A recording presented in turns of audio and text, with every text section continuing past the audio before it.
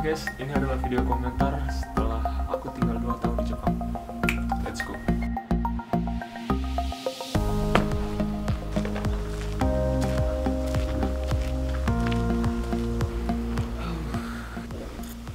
Hai. Oke, jadi sekarang aku sudah ada di tempat dimana di sini adalah taman. Pada anak kecil juga pada main di sini ya. Lagi pada menikmati indahnya bunga sakura. Dan aku pun di sini sedang duduk di bawah bunga sakura. Bisa kalian lihat di atas itu. Oke, jadi sekarang adalah tahun 2020. So, pada tahun 2019 aku juga pernah buat video seperti ini. Video di mana aku berkomentar tentang pendapatku setelah tinggal 1 tahun di Jepang. Dan sekarang tahun 2020 yang berarti aku sudah 2 tahun ya. Dan ini adalah komentarku. Komentar yang pertama. Jadi sekarang aku ingin berkomentar tentang keadaan di Jepang terlebih dahulu ya. Keadaan di Jepang itu sebenarnya guys gak jauh beda seperti di Indonesia. Malahan yang aku tahu sebelum Indonesia itu terdapat 2 kasus corona di Depok yang dulu pertama kali ya. Itu Jepang itu udah mencapai angka ratusan yang kena coronavirus ya. Namun nggak tahu kenapa sekarang Indonesia justru malah makin banyak gitu. Aku juga nggak tahu kenapa itu. Dan apa di Jepang sendiri itu udah nyampe angka 2000 lebih gitu. Ya harapanku sih jangan sampai nambah lagi atau bahkan angkanya itu menyalip Jepang korban yang terkena virus corona itu. Pokoknya ya cukup sedih juga sih, karena coronavirus ini banyak sekali dampaknya ya, bukan hanya dampak terhadap orang yang terkena virusnya, tapi juga dampaknya itu kayak ke pendidikan ya, kayak sekolah pada diliburkan, atau kayak kepada agama Islam sendiri kan ya, beribadah itu jadi terhalang ya, yang biasanya sholat Jumat sampai ada beberapa tempat yang melarang untuk ada sholat Jumat karena di sana berkerumunan terlalu banyak orang yang bisa mengakibatkan coronavirus itu kayak bisa mudah untuk menyebar gitu, dan salaman pun kayak dilarang atau gimana gitu. Pokoknya itu membuatku prihatin gitu mendengar berita-berita tersebut ya. Dan itu bukan hanya terjadi di Indonesia tapi di seluruh dunia guys. So jadi dunia ini sebenarnya sedang berduka ya. Ka'bah pun sampai pernah sempat kosong kan, sampai ada tempat-tempat seperti kayak yang biasanya rame di New York, di Shibuya, Jepang, atau mungkin di tempat-tempat lain seperti Roma, Italia, atau mungkin di Prancis. Ya pokoknya di tempat-tempat yang biasanya ramai, karena adanya coronavirus ini menyebabkan tempat-tempat itu menjadi sepi guys. Tempat-tempat itu menjadi kayak libur. So aku sebenarnya tidak ingin terlalu membahas tentang coronavirus, cuman memang keadaannya seperti itu di sini gitu. Tapi aku pengen ngebahas tentang yang lainnya ya.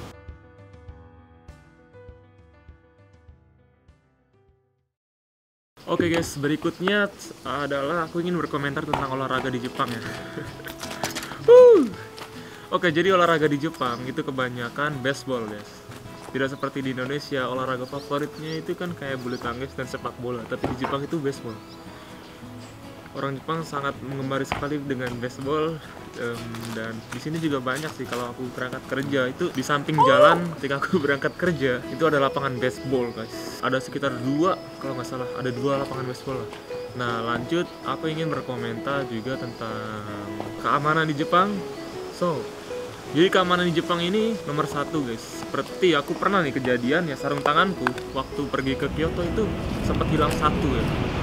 Dan aku itu waktu itu aku berangkat pergi ke suatu tempat yang cukup jauh dan memakan waktu sekitar 1,5 jam. Dan setelah 1,5 jam itu aku kembali lagi ke Kyoto, lalu sambil mencari sarung tanganku yang hilang, dan memang ketemu juga gitu, nggak ada yang ngambil sama sekali. Dan bukan hanya sarung tangan, temanku waktu itu juga pernah sempat kehilangan dompet di dalam kereta, dia lupa. Lalu setelah ingat dan sadar kalau dompetnya hilang, temanku itu langsung menghubungi salah satu masinis di stasiun yang terakhir kita lewati, lalu kita dicarikan dan akhirnya ketemu gitu. Jadi orang Jepang itu bener-bener apa ya, kayak misalkan itu bukan barang saya, mereka tidak akan mengambil sama sekali guys. Kucuk sama kepatuhan orang Jepang. Oke lanjut, selanjutnya aku pengen berkomentar juga tentang pembuatan banyak kartu di Jepang. Jadi di Jepang tuh guys banyak kartu guys, kartu ATM ataupun kartu-kartu lainnya gitu, banyak. Dan pembuatan kartu-kartu tersebut tidak dimakan biaya di Jepang guys. Pokoknya nggak dipersulit lah, dan prosesnya mudah, cepat lah kayak Indonesia. Pembuatan KTP hampir 1 tahun lebih belum juga selesai. Tapi di Jepang justru dipermudah dan tidak dipungut biaya sepeser pun. Jika kalian tidak percaya, kalian bisa tanya sama teman-teman yang atau saudara yang ada di Jepang bagaimana pembuatan kartu tersebut. Dan ya memang sangat dipermudah di Jepang dan dipercepat seperti itu. Lalu di selain itu aku juga berkomentar tentang beberapa hari yang lalu nih.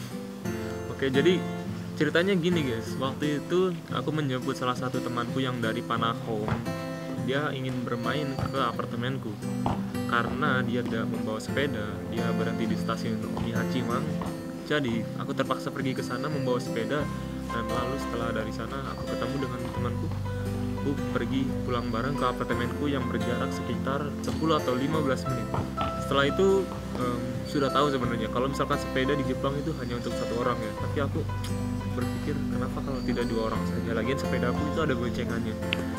Aku memang merasa aku sedang melanggar peraturan, tapi aku seolah-olah mengabaikan. Udah gak apa-apa, lagian gak ada polisi. Aku pikir seperti itu. Jadi singkat cerita, aku berjalan dari stasiun Omihachiman dengan temanku berboncengan sampai di tengah jalan sekitar 10 atau 7 menit.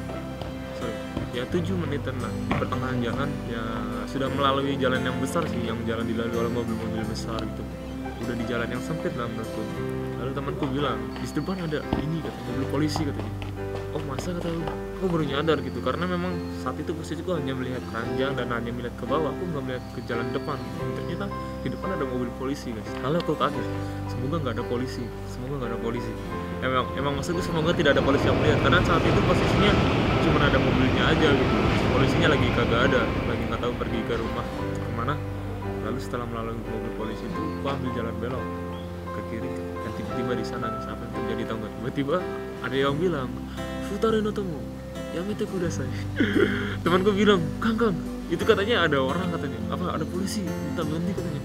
Masa kata situ? Iya katanya. Pas itu saya lihat ke belakang kan, ternyata polisi bener, dia lagi ngejar kita berdua gitu naik sepeda. Dia dengan atribut polisinya berwarna hitam ya, topi polisi. Polisinya masih muda sih, polisinya laki-laki. Dia sambil lari-lari bawa tongkat yang kayak gitu, bilang ke saya, cetamate udah saya deg-degan guys. Aduh ini gimana sih?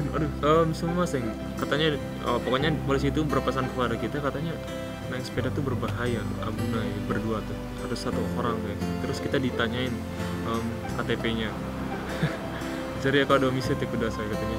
Dari kode tolong diperlihatkan, kata orang polisi tersebut. Langsung aku lupa guys, aku nggak bawa dompet waktu itu, aku nggak bawa jari kado, pokoknya aku nggak, cuman bawa handphone sama sepeda doang waktu itu, karena keadaannya buru-buru gitu nyebut temanku yang ini, dadakan banget kan. Dan temanku untungnya dia masih lihat KTP, tapi bukan KTP yang asli, karena KTP dia lagi diperpanjang. Dia ngasih lihat fotokopian KTP-nya saja ke polisi tersebut, dan lalu polisi tersebut melihat dan memang ternyata di situ ada tanda apa kayak bukti gitu bahwa KTP-nya lagi diperpanjang gitu, ada pesannya di situ. Dan ya udah katanya, lain kali katanya suruh dibawa katanya dompetnya. Terus naik sepeda nggak boleh berdua katanya, harus 1 orang. Pokoknya ya seribut itu gitu. Masalah keamanan di Jepang itu, sepeda tuh kayak diperlakukan seperti motor di Indonesia ya. Ya di Jepang maksudku, di Jepang sepeda itu kayak diperlakukan seperti motor gitu. Sampai kepemilikan juga itu sangat detail, nggak boleh itu dipakai orang lain atau gimana lah. Pokoknya ribet guys di Jepang. Dan mereka mengutamakan keselamatan saja, seperti sepeda nggak boleh berdua, dibonceng tuh berbahaya, harus 1 orang. Itu kenapa kak? Aku pikir kalau ada boncengannya kenapa nggak bisa berdua? Ya mungkin jika kalian ada saran silahkan tulis di kolom komentar, apapun itu tanggapan kalian. Mungkin sekian saja komentar yang bisa aku berikan untuk saat ini. Sebenarnya masih banyak sih komentar-komentar lainnya, kayak misalkan alat cukur di Jepang, seperti sikat gigi di Jepang yang menggosok sendiri, atau misalkan pokoknya hal-hal kecil di Jepang itu teknologinya udah keren guys. Mereka tuh efisiensinya tuh tinggi, lucu banget. Nanti akan aku tentukan juga beberapa teknologi di Jepang yang kecil tapi bermanfaat buat kehidupan di Jepang. I'm gonna live inside the upside down.